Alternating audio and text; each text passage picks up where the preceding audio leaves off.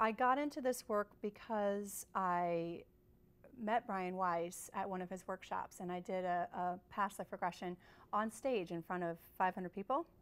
And it's actually the past life that was featured in his most recent book, Miracles Happen, which came out in October. I had ended up at this workshop, through kind of my own journey of healing. I was curious. The first thing I did was I looked down and I saw my hands, and they were hands that belonged to a man. And I identify really strongly with being a female in this life. I think I had like a French manicure that day or something, but I'm looking down and my fingers were thick like sausages and calloused. So not only was I a man, but I was like a hard worker kind of a man. And then once I realized I was a man, I had on pants that were made of some kind of burlap sack, and I could feel even how scratchy the fabric was on my skin. And then it occurred to me that I wasn't very intelligent as I was having this regression. And I'm someone who prides myself in my intellect a lot. I consider myself to be, educated, well-read. And it was such a profound moment. I mean, talk about taking a sledgehammer to, your ego identity. You look into the mirror like, who am I? I'm a not very smart, big, lumbering kind of a man, but yet that there was a part of that man that did live in me. I don't know if it was like a work ethic thing that I had, or maybe it's why I was so intent on going to college to kind of overcompensate for this, but I think we have many layers of ourselves. I mean, we're all, as individuals, fascinating people with many, many layers. So that was my first past life, and the whole story was really about healing my grief over losing my mother at age 3. She was my wife in that past life, and it was interesting too, because you kind of like, okay, she was my mother, she's my wife. It sounds strange, but it really was a profound moment of realization that for me, that love isn't destroyed, it changes form. So that romantic love I had for her as my wife, here she was back in this life as my mother. So it started with that experience. After I left that workshop, I read everything I could get my hands on about past lives, soulmates, dreams, all of this stuff. And then after that, the past lives kept tumbling out. I started practicing. Brian Weiss has a CD, a meditation CD, and almost every day I would get new past lives. And after a while, I was like, okay, I need to stop. I need to like process it, integrate it. I had this profound spiritual awakening from that first past life regression that became this whole kind of spiritual path on its own of discovery.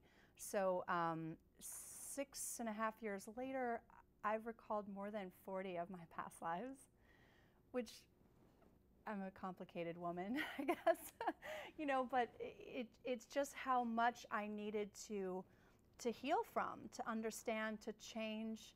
One of my favorite stories about this is that I had a client who came in, and his family was from India originally, and so he talked a lot about his guru and how he always believed in past lives. And during his regression, his guru appeared to him. And I had to later ask him if his guru was living or dead, because the guy was there. He was living. He was a very strong spirit presence there. And he told the guy, he goes, "You're fine. You're on the right path. Your karma is in balance. You're doing exactly what you need to. You don't need to know your past lives. Everything is good."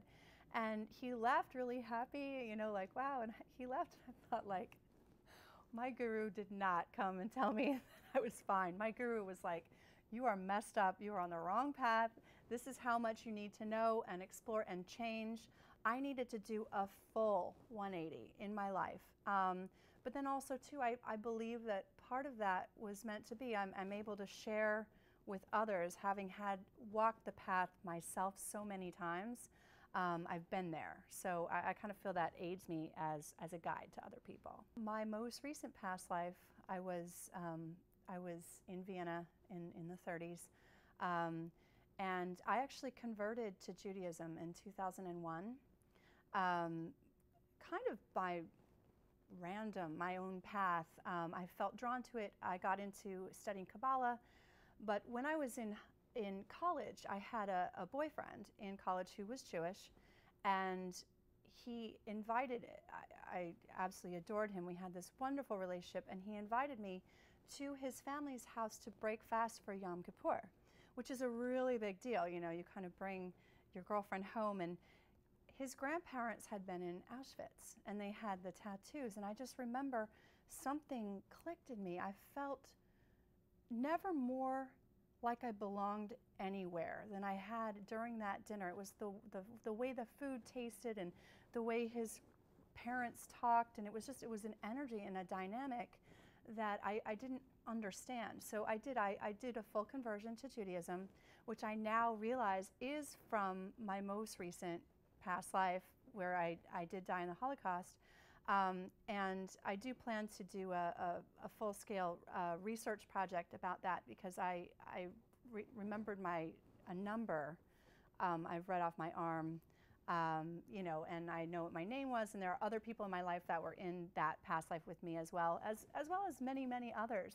But after converting to Judaism, I identified with it strongly. I've kind of feel like I've moved beyond that, or I understand I'm many other things too. So by healing that particular past life, and it's not easy. It's very, very dark, some of these memories people have from that, and myself as well. You know, I had a lot of nightmares when I was a child that I now assign to that. So I get a lot of people that have asthma, physical symptoms. I had a woman last month who had a chronic cough that appeared while she was expecting her most recent child, who's now 5, and she and that child had been in the Holocaust together. So his presence back in her life, being that she was carrying him, pregnant with him, stirred up that kind of residual memory of being in the gas chamber, and it made this kind of tickle, like cough.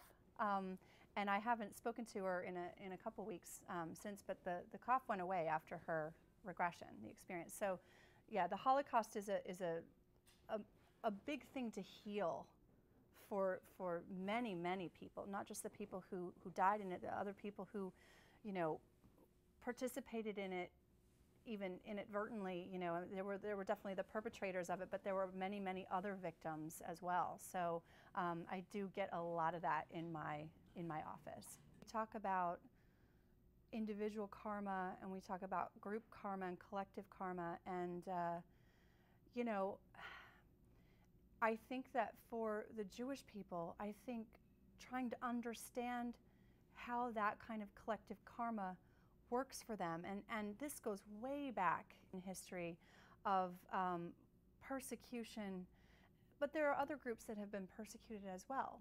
So why do these happen on an individual level, and then why does it happen on a group level?